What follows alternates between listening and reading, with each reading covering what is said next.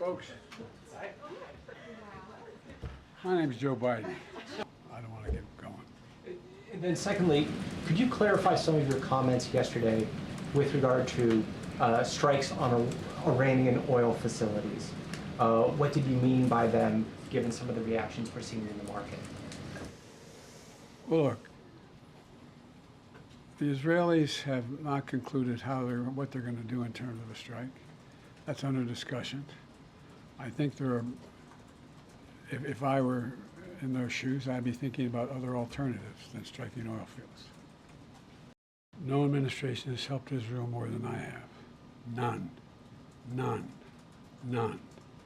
And I think Bibi should remember that.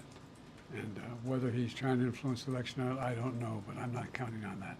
You've said many times recently that you want to speak to him, that you plan to. No, I didn't say plan to. I didn't say want to. You don't want to? No, I didn't say that.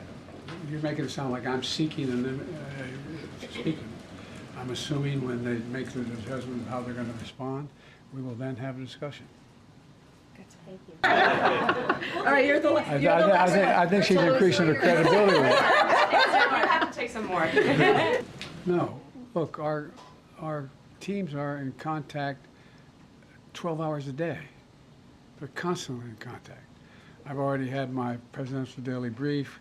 We've already had interface between our military, the diplomats. It's in constant contact. They are trying to figure out, this is high holidays as well.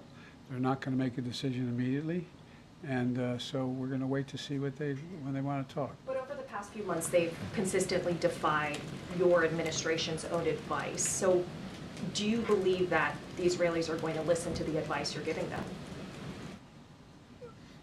What I know is the plan that I put together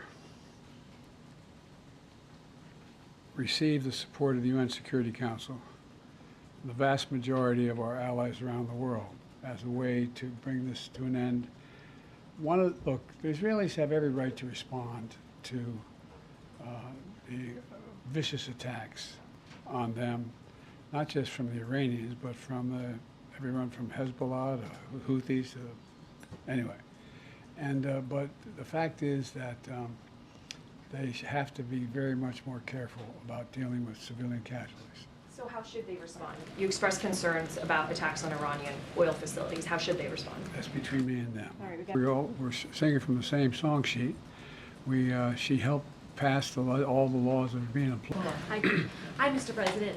When are you considering imposing sanctions on Iran, and would you include oil in those sanctions? That's under consideration right now, the whole thing. I'm not going to discuss that out loud. And just on your comments. They're sincere, what we are.